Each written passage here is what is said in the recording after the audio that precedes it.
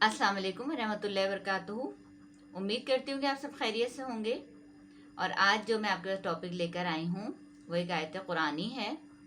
और उस आयत कुरानी में क्या बताया जा रहा है, उस आयत कुरानी में सिला रहमी के मुतालिक बताया जा रहा है कि सिला रहमी क्या है।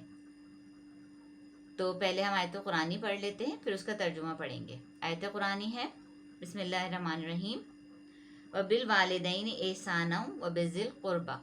और ये सूरह निसा की आयत है। और इसका तर्जुमा क्या है? तर्जुमा इसका है, और वालिदैन के साथ हुस्न सलूक करो और रिश्तेदारों के साथ भी। यानी कि वालिदैन के साथ तो हमें हुस्न सलूक करना ही करना है, लेकिन जो रिश्तेदार हैं, जो हमारे करीबी रिश्तेदार हैं, उनके साथ भी हमें सिला रहमी करना है। तो पहले ये समझ लेते हैं कि सिला रहमी है क्या। सिला रहमी एक ऐसा लफ्ज़ है जो कि अक्सर बोला जाता है, सुना जाता है, लेकिन इसके मतलब क्या है, इसे क्यों कहा जाता है, तो वो हम उस पर बात कर लेते हैं। सिले रहमी का मतलब है रिश्तेदारों के साथ अच्छा सलूक करना, सिले रहमी कहलाता है। और रिश्तेदारों में सभी आ गए, जैसे कि आपके दादा दादी, नाना नानी, आपके ननिहाली सारे रिश्तेदार, ददिहाली सारे रिश्तेदार, यानी कि जो वालिदैन के रिश्तेदार हैं। उसके अलावा भी आपके जो रिश्तेदार होते हैं वो सब सिले रहमी में आ जाते हैं।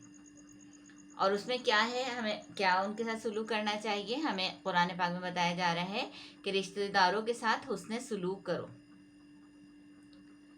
और हमें तो यहाँ तक कुरान में बताया जाता है, और अहादीस मुबारक भी इस मुतालिक हमें मिलती हैं कि अगर वालिदैन ना हो, किसी के वालिदैन का इंतकाल हो चुका हो, तो उनके जो करीबी रिश्तेदार हैं, यानी कि वालिद के भाई बहन या वालदा के भाई बहन, जो खाला होती हैं या फुप्पी या चचा, उनके साथ उसने सलूक करो और उनके साथ बिल्कुल वैसी अदब एहतराम करो जैसे कि अपने वालिद और वालदा के साथ करते थे। इतनी अहमियत है रिश्तेदारों की कि वालिद या वालदा ना हो तो भी हमें हुस्न सलूक किसके साथ करना है, उनके रिश्तेदारों के साथ। हत्ता कि अगर वालदा की कोई सहेली है तो आपको उनको वैसी अहमियत देनी है जैसे कि आपकी सगी खाला। वालिद के कोई दोस्त हैं तो उन्हें ऐसी अहमियत देनी है, वैसी मोहब्बत करनी है जैसे कि आपके चचा। तो सिले रहमी की हमारे दीन में बहुत ज़्यादा अहमियत है, और अल्लाह ताला ने तो कुरान में आयत नाजिल फरमा दी इसके ऊपर। इसी हिसाब से जो है हज़रत अबू हुरैरा रज़ियल्लाहु ताला अन्हु से रिवायत है कि हज़रत सल्लल्लाहु अलैहि वसल्लम ने इरशाद फरमाया, जो शख्स अल्लाह पर और यौम आखिरत पर ईमान रखता हो उसे चाहिए कि वो सिले रहमी करे। कितनी बड़ी बात है कि जो शख्स अल्लाह पर और यौम आखिरत पर ईमान रखता हो तो उसे चाहिए कि वो सिला रहमी करे। अब अल्लाह पर तो अल्हम्दुलिल्लाह हम सब ईमान रखते हैं, मुसलमान हैं, और यौम आखिरत पर भी ईमान रखते हैं कि एक दिन हमें मरना है, फिर उठाए जाएंगे, आखिरत होगी, हिसाब किताब होगा। तो हमें क्या चाहिए, हदीस में क्या बताया जा रहा है कि हम सिला रहमी करें। सिला रहमी की इतनी अहमियत है कि जब हम सिला रहमी करेंगे, अपने रिश्तेदारों को से मिल के रहेंगे, रिश्तेदारियों को जोड़ के रखेंगे, सबको उनका हक देंगे। देखिए जिस तरह वालिदैन के हुकूक़ हैं उसी तरह ददियाल के रिश्तेदार जो चचा ताया फुप्पी वगैरह हैं, इसी तरीके से ननिहाल के रिश्तेदार खाला हैं, मामू हैं, नाना हैं, जो भी हैं, तो उन सब की भी अपनी अपनी जगह पे बहुत अहमियत है, इन रिश्तों की भी, और इनके भी हुकूक़ हैं, तो हमें वो भी अदा करने हैं। तो इस वजह से इसमें इतना ज़ोर दिया गया है। और ये भी एक हदीस है हमारे नबी सल्लल्लाहु अलैहि वसल्लम की कि जो शख्स ये चाहे कि उसके रिस्क में वसअत हो और उसकी उम्र लंबी हो तो उसे चाहिए कि वो रिश्तेदारों के साथ सिले रहमी करे। हम सब ये चाहते हैं कि हमारे रिस्क में बरकत हो, हम सब ये चाहते हैं कि हमारी उम्र भी लंबी हो, कोई भी मरना नहीं चाहता। तो कि क्या करना चाहिए उम्र लंबी करने के लिए और रिस्क में बरकत के लिए?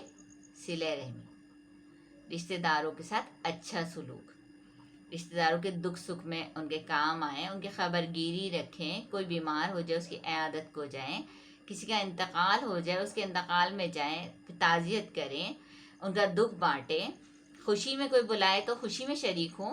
देखिए हमारे दीन में यह है कि जब खुशी में कोई बुलाता है हमें तो हमें शिरकत करनी चाहिए, यानी कि बुलावे का इंतजार करना चाहिए। कोई ना बुलाए, कोई आपको अहमियत ही नहीं दे रहा तो बिला वजह नहीं जाना चाहिए, ठीक है। लेकिन दुख में हमारे दिन में कहा गया है कि दुख में बगैर बुलाए जाओ, इंतज़ार ना करो कोई आपको बुलाएगा, दुख में शरीक हो जाओ फौरन जाके। तो सिला रहमी की बहुत अहमियत है। اور جس طرح ہم والدین کی خدمت کرتے ہیں، اطاعت کرتے ہیں اور ان کا خیال رکھتے ہیں، اسی طرح ہمیں جو ماں باپ کے رشتہ دار ہیں ہمارے، ان سے بھی ہمیں صلہ رحمی کرنی چاہیے۔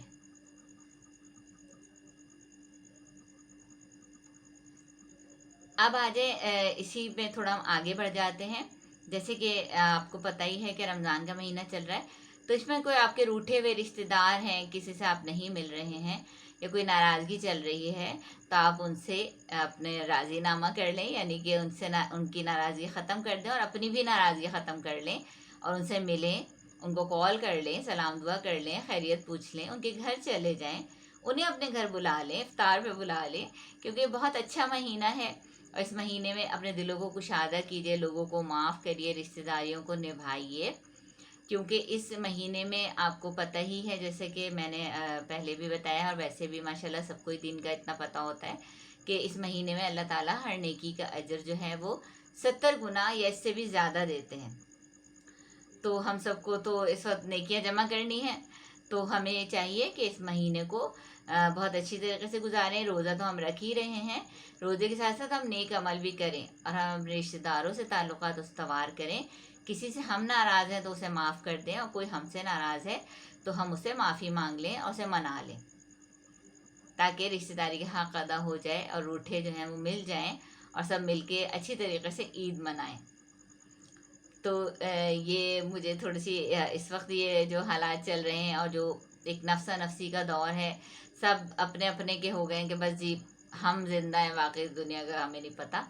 تو رشتہ داریوں کو نبھائیے، وہ تعلقات، وہ معاملات اب بہت کم ہو گئے ہیں جو پہلے ہوتے تھے، لیکن پھر بھی ہمیں رشتہ داریوں کو اہمیت دینی چاہیے کہ یہ سگے رشتے ہیں اور ان کا ہمارے دین میں بہت اہمیت ہے، قرآن میں، حدیث میں ان رشتوں کی بہت اہمیت ہے، اور صلہ رحمی کرنے والے کو اللہ تعالیٰ بہت پسند کرتا ہے۔ تو ہمیں اگر یہ چاہیے، ہم یہ چاہتے ہیں کہ ہماری عمر لمبی ہو اور ہم جنت میں جائیں اور اللہ ہم سے خوش ہو، ہمارے رزق میں برکت دے، تو پھر ہمیں اپنے رشتہ داروں سے تعلقات اچھے رکھنے چاہیے اور محبت کا معاملہ رکھنا چاہیے۔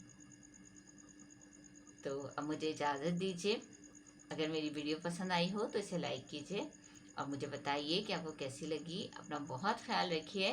اللہ حافظ۔